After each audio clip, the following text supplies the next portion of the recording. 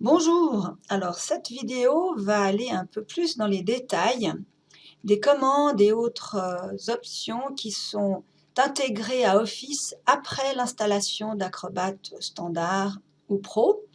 Et ce module porte un nom, il s'appelle PDF Maker. Je le mentionne parce que vous allez le voir passer plusieurs fois. Alors la première chose qu'il faut mentionner, c'est l'installation de l'imprimante PDF. Alors je repars de toujours mon sempiternel même document à histoire farfelue, et puis je vais faire donc un fichier imprimé, et je vais vous montrer qu'en effet maintenant il y a une Adobe PDF prête. Vous allez me dire, mais je ne veux rien imprimer, je veux convertir. Alors ce n'est pas une imprimante physique, c'est une conversion tout de même. D'ailleurs, voyez, si je clique sur le bouton imprimer, je vais avoir une boîte de dialogue d'enregistrement du fichier. Il me proposera le nom, mais comme vous pouvez le constater, pas de bouton option, pas de paramètres. On revient à ce que j'expliquais dans la toute première vidéo de présentation d'Acrobat et des conversions au format PDF. C'est une conversion superficielle qui ne tient absolument pas compte de lien et qui n'a aucun dynamisme. Alors je ne vais pas faire enregistrer, mais je pourrais le faire. Je choisis le dossier de destination, le nom, et puis mon document est comme ça converti.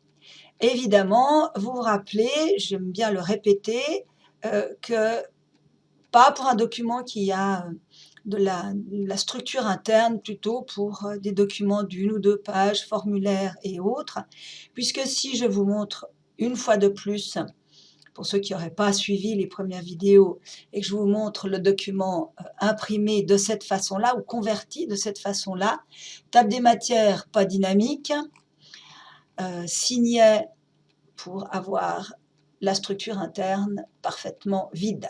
Donc voilà, ça c'est la première commande que nous allons trouver dans Word par exemple. Mais cette imprimante PDF se retrouve dans Excel, dans PowerPoint, dans tout Office.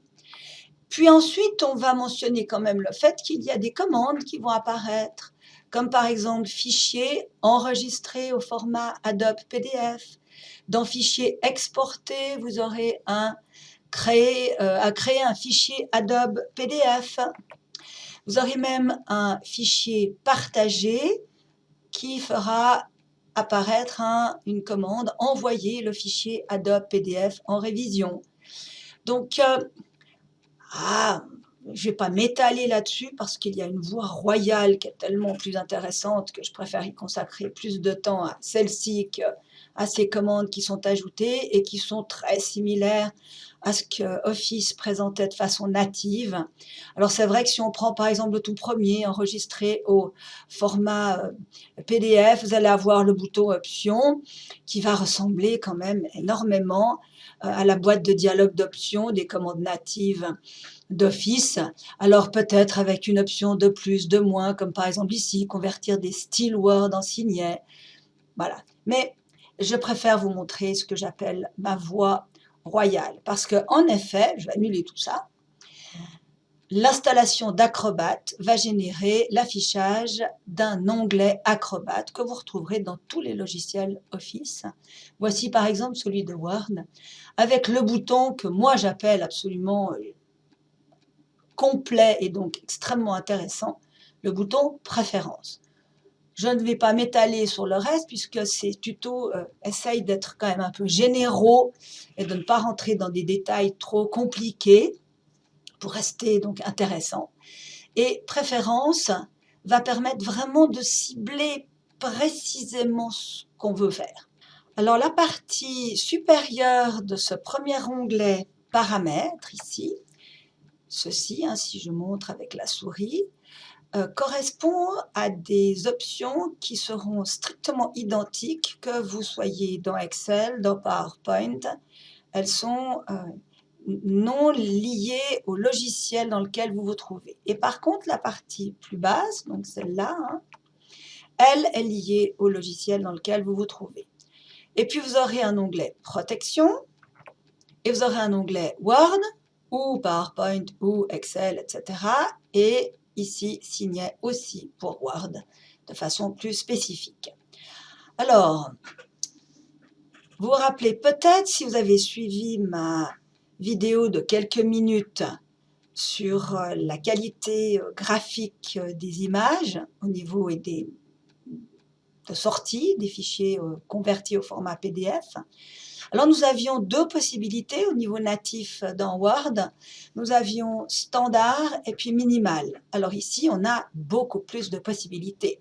On a une qualité optimale, qualité supérieure. Alors franchement, c'est un peu bonnet blanc, blanc bonnet. Je pense qu'un œil de lynx d'un graphiste chevronné arriverait à voir la différence parce que c'est vraiment très, très, très similaire. Standard classique, là aussi, fort peu de différence, et on revient avec la taille de fichier minimale. Alors c'est vrai que si vous avez besoin d'une qualité absolument top de chez top, alors choisissez la qualité optimale ou supérieure, sinon vous pouvez rester avec le standard par défaut. Bien sûr, une qualité supérieure va s'accompagner d'un temps de conversion plus long et d'un fichier légèrement ou beaucoup plus volumineux et donc lourd. Ça va dépendre aussi du nombre d'images que vous avez dans le document, etc. Donc en fin de compte, après, nous avons des choses assez évidentes. Faut-il ouvrir le fichier dès qu'on l'a converti? Voulez-vous le nom? Ou alors on le mettra directement avec le nom du fichier source dans le même dossier, etc. etc. Puis dans la partie totalement spécifique à Word, alors on a cette première option, joindre le fichier source. Qu'est-ce que ça va faire? Ça va intégrer le fichier source dans le document PDF. Ce n'est pas un lien, hein, il est vraiment là en vrai et en poids si nécessaire. Je vous montre à quoi ça correspond. Alors le voilà, je l'ai ouvert et dans la barre de navigation d'Acrobat, vous avez un petit onglet trombone qui est assez connu, et vous avez le nom du fichier source à partir duquel il y a eu ce format PDF. Et en effet, hein, vous pouvez double-cliquer, l'ouvrir. Voilà, le revoilà en entier, complet. Je vais reprendre mon fichier PDF. Voilà, le revoilà. Et puis, lorsque vous sélectionnez le fichier joint, vous avez quelques outils qui vont permettre un petit peu de gérer ce fichier. Est-ce qu'on ouvre la pièce jointe, on la supprime, on fait ceci, cela. C'est assez évident à travailler. Je vais donc fermer ce fichier et puis reprendre mes préférences. L'option d'après, nous avons créé des signets. Alors ça, on en a déjà parlé, c'est le fait de conserver la structure interne hiérarchique en titre 1, titre 2, titre 3 du document Word. Ajouter des liens va correspondre à garder le dynamisme de la table des matières ainsi que des liens généraux du document. On ne parle pas des renvois, des choses un peu spécifiques et spéciaux, hein. Et puis l'accessibilité pour les personnes ayant un handicap lié à la vision. Donc voilà, ça permet au moment où vous cliquez sur créer un fichier PDF que la conversion se fasse en fonction de vos choix faits dans paramètres. Et puis on a encore la protection, Word, etc. Mais je pense que je vais faire ça dans la vidéo suivante puisque j'ai dit dès le départ que j'essayais de limiter ces vidéos et petits tutos à environ une dizaine de minutes. Alors, à tout de suite ou tout à l'heure.